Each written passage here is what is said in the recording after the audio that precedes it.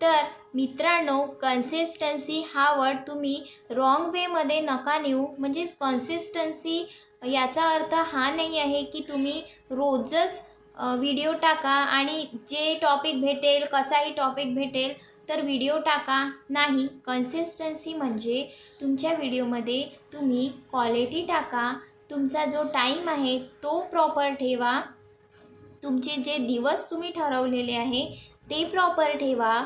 याला कन्सिस्टन्सी म्हणतं.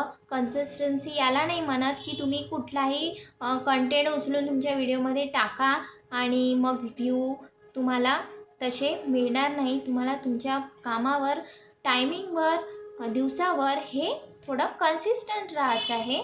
कन्सिस्टन्सी याला म्हणतं, याला नाही. जर डेली व्हिडिओ टाकत आहे पण त्यात काही क्वालिटीच नाही आहे तर मग काही फायदा नाही आहे. तर ही गोष्ट लक्षात ठेवा.